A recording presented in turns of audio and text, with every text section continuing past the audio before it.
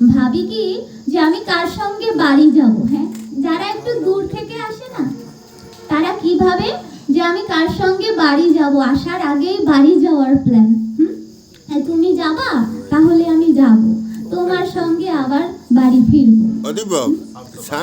কিন্তু আমরা কি একবারও ভেবে দেখেছি এই জড় জাগতিক বাড়িতে পৌঁছানোর জন্য বা এক জায়গা থেকে অন্য জায়গায় পৌঁছানোর জন্য আমরা সঙ্গী খুঁজছি, কিন্তু আসল যে আমাদের সময়, আমাদের পারে যাবার সময়, আমাদের মৃত্যুর সময়, তখন কি আমরা কোনো সঙ্গী পাবো?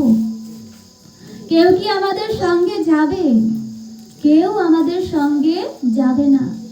আপনি যে সন্তানের জন্য সারাটা জীবন বরবাদ করে দিয়েছেন, সময় মতো খাননি, সময় মতো ঘুমাননি, ভোরবেলা উঠে তার জন্য রান্না করেছেন, মাথার ঘাম পায়ে ফেলে তার জন্য টাকা উপার্জন করেছেন, সেই সন্তানকে মৃত্যুকালে বলে দেখবেন, বাবা মা আমি তো চলে যাচ্ছি, আমি আমার বদলে তোমায় যেতে বলছি না, তুমিও আমার সঙ্গে চলো। কয়টা সন্তান যাবে? কেউ কি যাবে? কেউ যাবে না। শুধু সন্তানেরা না, মা বাবারাও যাবে না। কত মাতা পিতা আছে তাদের সন্তানেরা মরে যাচ্ছে, মা বাবারা বেঁচে আছে না। আমাদের বুঝতে হবে যে আসলে আমাদের জীবনের জন্য কি করণীয়। আমাদের এই পারের কথা চিন্তা করলে হবে না, আমাদের ওপারের কথা চিন্তা করতে হবে, কারণ সেখানে আমরা একদম একা থাকবো। তাই আমরা যেরকম এখানে সঙ্গী খুঁজি, আমার সঙ্গে কে যাবে, বলা হয় কি একলা এসেছো একলা যেতে হবে, সঙ্গে কোনো কিছু যাবে না। তাই না?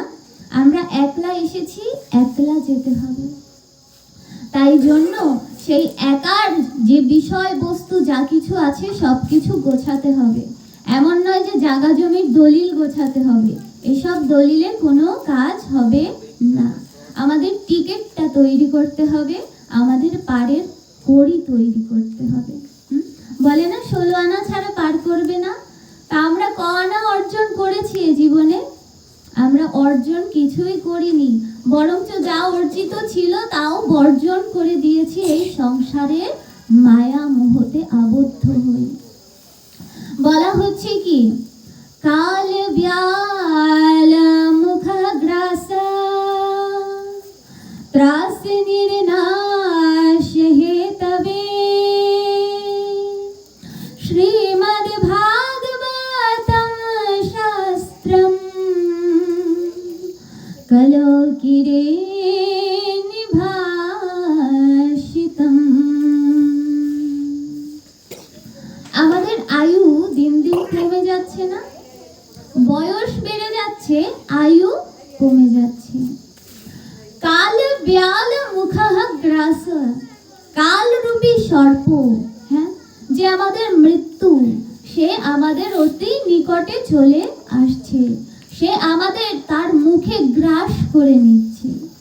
এখন আমরা বুঝবো কি করে যে গ্রাস করে নিচ্ছে কিনা? সকলে সকলের আয়ু দেখে বুঝতে পারবো। যার বয়স যতটা হয়েছে তাকে কাল ততটা গ্রাস করে নিয়ে গেছে। আর এই ত্রাস নির্নাশ হেতবে শ্রীমদ্ ভাগবতম শাস্ত্রম কলকিরে নিভাষিতম। আমাদের কলিযুগের মানুষদের জন্য কি বলা হয়েছে? আমাদের জন্য কি যজ্ঞ তপ এইসব কিছু বলা হয়েছে?